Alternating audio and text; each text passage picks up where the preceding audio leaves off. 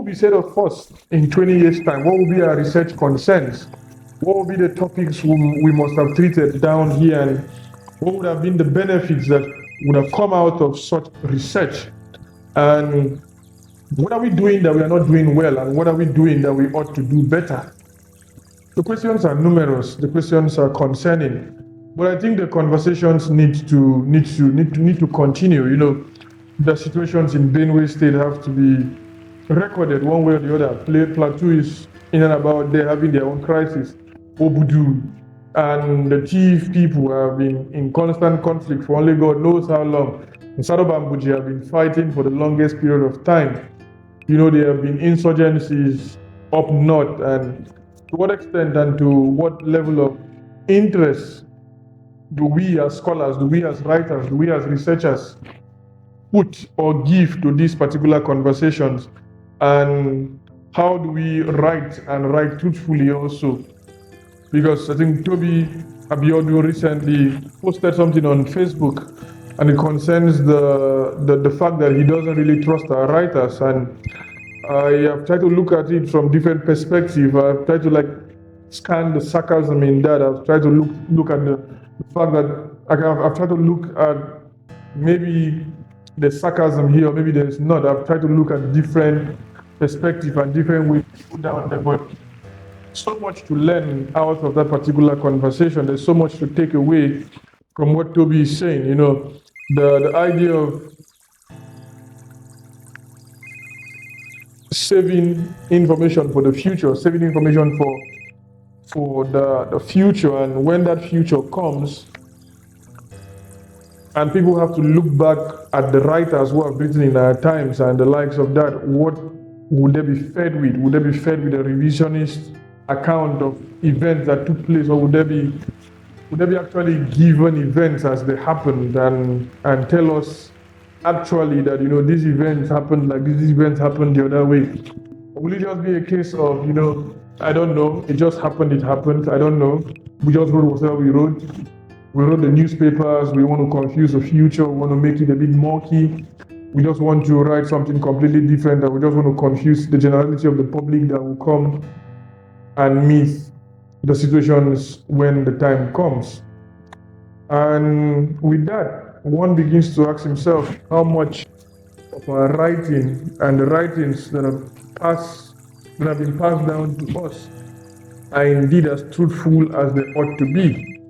And in an age of disinformation and an age of misinformation as ours, how many persons are actually writing out there to counter the level of disinformation and misinformation we get to find ourselves in at the moment? And how many of us are even making the effort to make the necessary progress we need to make to better our life and to better the course of existence down here as it concerns, you know, understanding our past, present, into the future?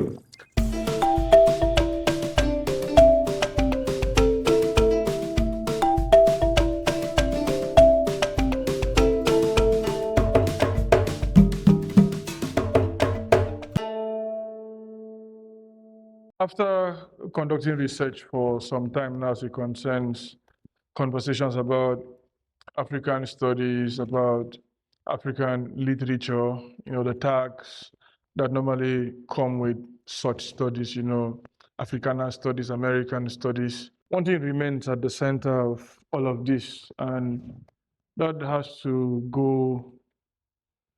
do with the level of history not recorded, and the level of history also of even the oppressor not recorded, or the history of the so-called civilized. And the angle I'm looking at this from is the angle of the numerous unrecorded events in life. Take for instance your life, take for instance my life, and see what would be recorded out of our lives if we, you know, ever remain the way we are, you know, unpopular, not celebrity scholars or celebrity writers or intellectuals and the likes of that. And even for those who are intellectually inclined and those who are, you know, supposed to be celebrated, how much of their lives are recorded down there for us to get to see. And even if they are recorded, to what extent can such a life of a great man be reached, be kept, and be accounted for in all sincerity and in all depth and in all truth? And the reason why I was thinking towards this line was born out of the fact that research back home still still wears this face or this marks of difficulty as it contains data, and it has two sides to it. When you meet a young African scholar abroad and then you get to ask them if they are going to be researching about home, the first excuse they get to give you is, I don't see the need to research about back home because I will not have enough data to do what I ought to do. I will not have enough data to get to write what I want to write. And so I'd rather not waste my time or stress myself. So the best thing to do is just to get data abroad and get conversations from those already in the field and what they have done already, as opposed to stressing myself as to trying to get new data. And all of this is stemming from the response I got from a comment I made on a particular post yesterday, as at the time of recording. That particular response, or this particular response, made me to think, as it concerns the difficulties of what postdocs and postgraduates do in Nigeria, those doing PG and then the likes of that, how they go about getting their data, to what extent they get their data, to what extent don't they get data, to what extent do they rely on guesswork, and to what extent and to what level of rigor do they go through in terms of wanting to come out with data and the likes of that. It spews to the larger conversation of the continent, and not just the continent now, the region, the global south, and then the global left, and then cross the Atlantic, and you come to the other side, and then you come over to this other side, you come over to Europe, you go down to the eastern part of Europe, you go down to the so-called West, and all of that. How much work is needed for a good research to be done, and how much is not done that was supposed to be done or that's expected of our scholars and our writers and the likes of that. And all of this is just rambling about the importance of researchers and the importance of writers and the need for people to, one way or the other, avoid this easy tendency of, plagiarism, and this easy tendency of copying people's work without attributing the right author the acknowledgement needed for such a work, for such a deliberation. And I say this as someone who has gone into the field of research, someone who is involved in researching still. Many a podcast guests that come down here, one has to consume all their work if one has not consumed their work in the previous years leading up to the invitation given to them, and one has to order their books or get access to their articles if they're under paywalls. One has to look for access to this particular material, get acquainted with the materials, and get ready for the interview. So it doesn't look awkward that the person is saying one thing and you're saying another thing, or so also to present you with the right tools to be able to engage this person. As those who have come to listen to my podcast know that I am not in and about attacking or wanting to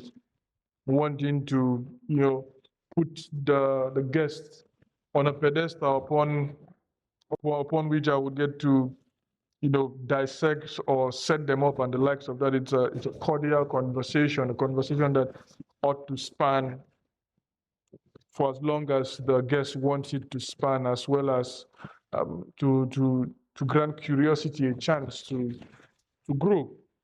And our society has not come to really appreciate the rigor on many fronts that go into research, that go into proper documentation of facts, and the difficulty that goes into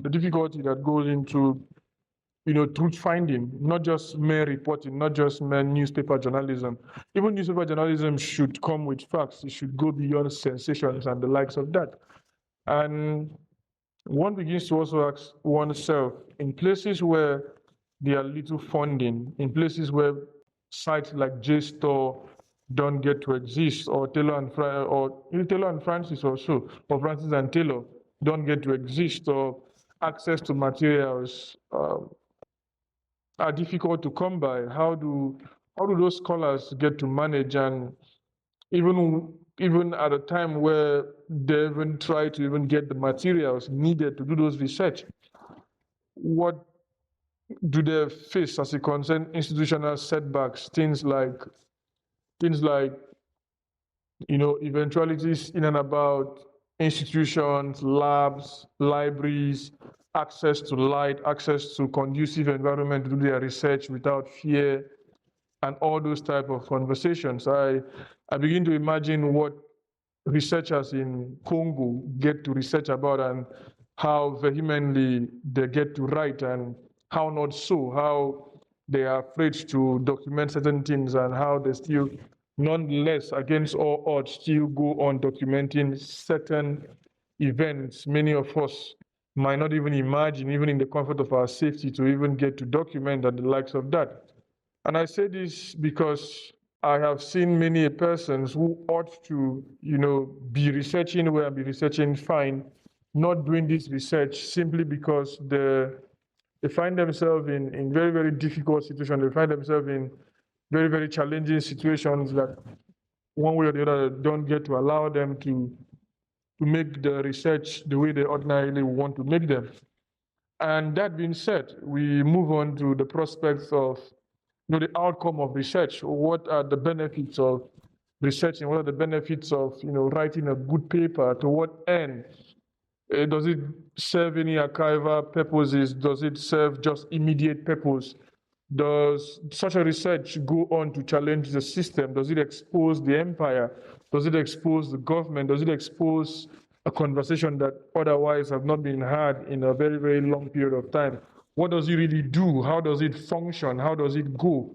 What ought to be done? What ought not to be done? And how should we as a people, come to appreciate those type of research, and how should they be made accessible to you and I to be able to get to read, researching about the lives of DK Chukwumerije, the likes of his father Uche Chukwumerije and Afriscope and the likes of that. One has come to Ghana, and one has come to gather information that otherwise would not be made available to me if one just sits down in one's own country, just sits down in a particular location. And so you see institutions in the West granting me access to certain research materials that I wouldn't have been able to come by easily in Nigeria and the regions thereof. And I say this with trepidation. I say this with the highest sense of regard and concern for the eventualities that we are experiencing in our time, and the situations we found ourselves in as a continent. It's a situation, or there are situations that warrant serious archival works, and be the normal manual way of doing them, or be there from the angle of the typical sense of digitalizing them now as it concerns the current age we find ourselves. It remains a thing of concern. Our newspapers, newspaper clippings, newspaper reportings, who are those archiving them? Who are those documenting them? Who are those saving them and putting them out there for prosperity to get to look at? What are we researching about also as a people? What are the concerns we are facing, or what are the concerns that face us, and how are we tackling those concerns? What are the things we do at the moment that ought not to be done that way, and that ought to be done differently, that ought to be looked at from a very, very different perspective, as opposed to what we at the moment are looking at? And how do we see ourselves now into the future as it concerns the events in our lives and the events that would come out to be the need and the desire and the interest of our children going forward and our children in the future. What will be said of us in 20 years' time? What will be our research concerns? What will be the topics we must have treated down here, and what would have been the benefits that would have come out of such research? And what are we doing that we are not doing well, and what are we doing that we ought to do better? The questions are numerous. The questions are concerning, but I think the conversations need to continue. You know, the situations in Benue State have to be recorded one way or the other. Plateau is in and about there having their own crisis. Obudu and the chief people have been in constant conflict for only God knows how long. And Sadobambuji have been fighting for the longest period of time. You know, there have been insurgencies up north, and to what extent and to what level of interest do we as scholars, do we as writers, do we as researchers put or give to these particular conversations? And how do we write and write truthfully also? Because I think Toby Abiodun recently posted something on Facebook, and it concerns the fact that he doesn't really trust our writers. And I have tried to look at it from different perspectives. I've tried to like scan the sarcasm in that. I've tried to look at the fact that I've tried to look at maybe the sarcasm here, or maybe there's not. I've tried to look at different perspective and different ways to put down there, but so much to learn out of that particular conversation. There's so much to take away from what Toby is saying. You know, the idea of saving information for the future, saving information for the future, and when that future comes, and people have to look back at the writers who have written in our times and the likes of that, what would they be fed with? Would they be fed with a revisionist account of events that took place, or would they be actually given events as they happened and tell us actually that, you know, these events happened like this, these events happened the other way? Or will it just be a case of, you know, I don't know, it just happened, it happened, I don't know. We just wrote whatever we wrote. We wrote the newspapers, we want to confuse the future, we want to make it a bit murky. We just want to write something completely different, that we just want to confuse the generality of the public that will come and meet the situations when the time comes. And with that, one begins to ask himself how much of our writing and the writings that have been passed down to us are indeed as truthful as they ought to be.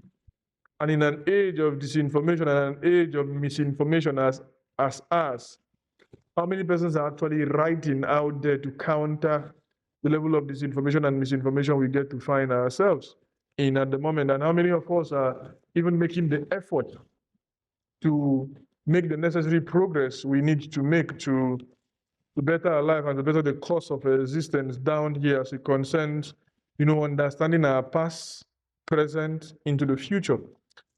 And as we wrap up down here, I still reflect on the situation that is that of our own dear country, Nigeria. History has been banned. It's no longer taught in secondary schools. People have been disabused and have been told not to.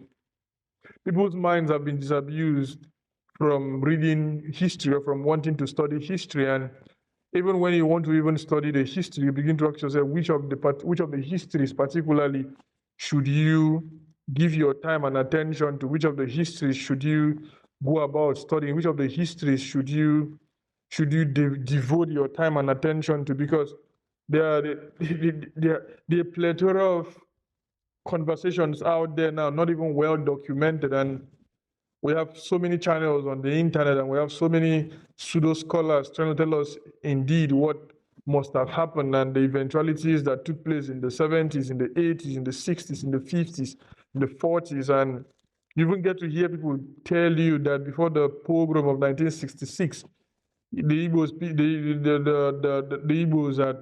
had you know, staged the massacre against the Yorubas and the Hausas. And think about yourself, where are these people getting their information from? Where are they piecing this data together from?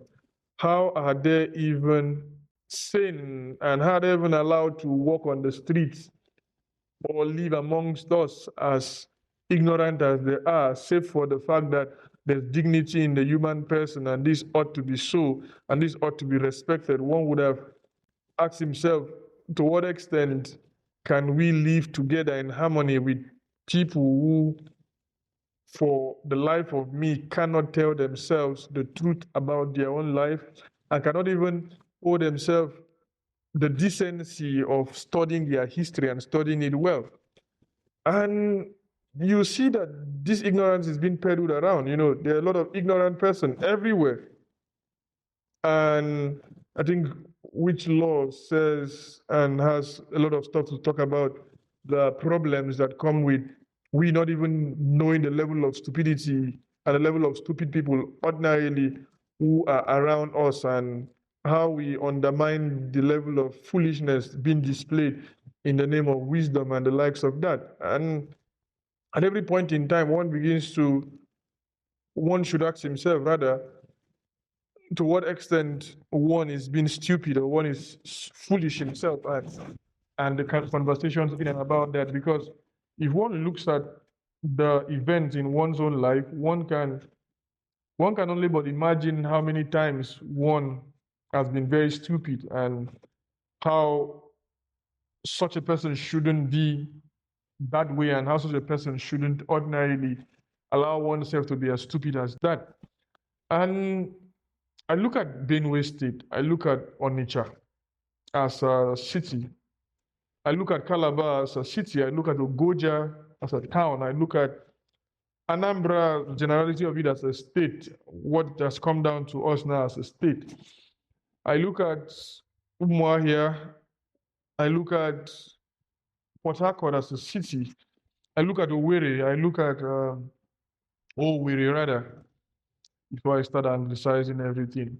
I look at Enugu, I look at Nsuka, I look at these people and I look at the level of ethnographic research that still ought to be done to understand these people and their culture, to save us from this stereotype and the common cliches we get to tell ourselves about who people are. Ijaw people are like this, Shekiri people are like this, Delta people are like this, Yoruba people are like this, Hausa people are like this, Igbo people are like this. This is what my father told me. This is what I have been told. This is what I ought to believe. And then you ask yourself, is this really the case? Should we just continue by just this hearsay and then these cliches we've been telling ourselves over the years, and not see the need to make efforts and the need to change our narratives? Why are we not engaging ourselves in very, very complex, murky, scattered, confusing, boring conversations that would bring about truth, as opposed to this Twitter war I see many persons get to fight? The time we get to sit down there and argue on Twitter, how about we look at ways in which we can support our scholars and support our people? Which brings me also to the conversation as it concerns themes and topics and content like philosophy and content like sociology and anthropology and archaeology and the likes of that, and political science and environmental studies, botany, zoology. These conversations, these topics, they are not all conversations about money. But even if they ought to be about money, they ought to be given to those who want to do them. They ought to be made available for those whose passion would generally tilt towards that particular direction, so that they would come to they will come to study such events in the future if they really, really want to do that. As opposed to these ways in which we get to confuse ourselves and we get to go on and go on as if nothing really makes sense. Our libraries need to be funded. Our research centers need to be amplified. Grants need to be made available. Our elites need to know that there's need for soft power. It's not just sponsoring social media posts and influencers here and there. What about the scholars who do the real job, the ones who really shape the culture?